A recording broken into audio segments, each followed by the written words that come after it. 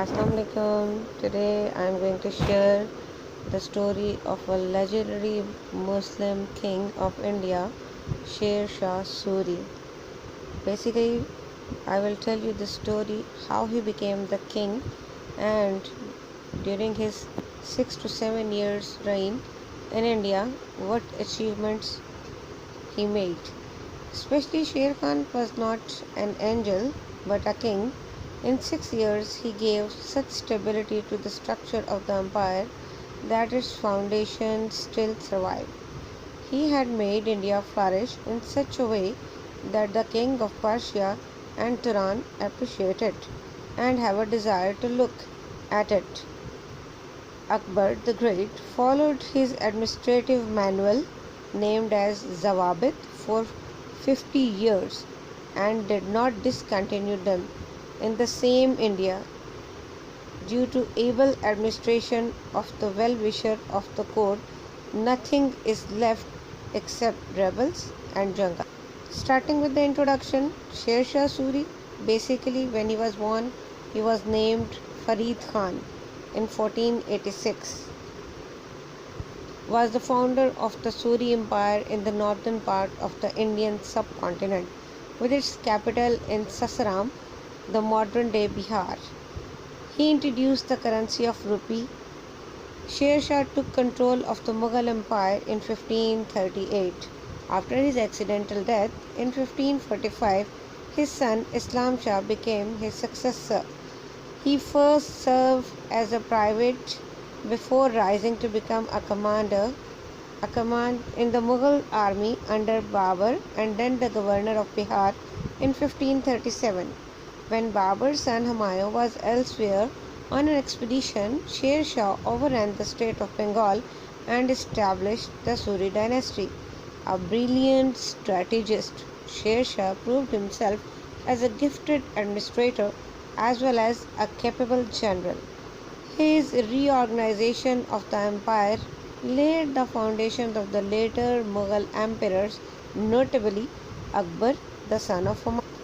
Now let's find out how he became the king in India. Farid Khan started his services under Bahar Khan Lohani, the Mughal governor of Bihar. Because of his valor, Bahar Khan rewarded him the title Sher Khan, the Lion Lord. It is because he killed a lion that attacked the ruler of Bihar single-handedly. After the death of Bahar Khan, Sher Khan became the regent ruler of the minor Sultan Jalal Khan.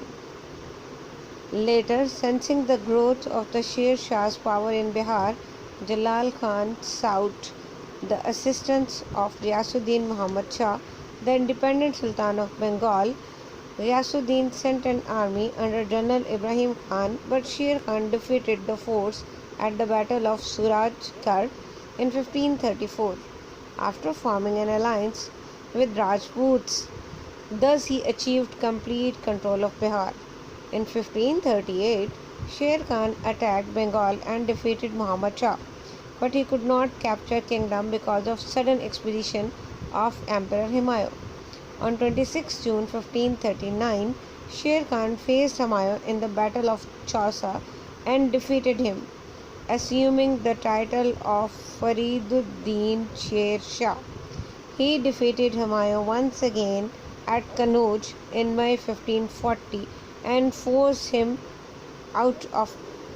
In this way, Sher Shah Suri became the king of India. He controlled the total dynasty of the Mughals and became the king. Now let's discuss about the achievements he made, the notable achievements that he made in just a shorter time period.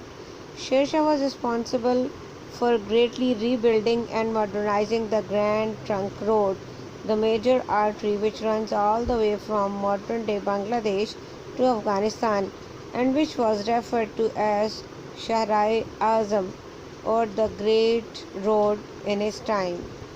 Caravanserais, temples and mosques were built and trees were planted along the entire stretch on both sides of the road to provide shade to the travelers.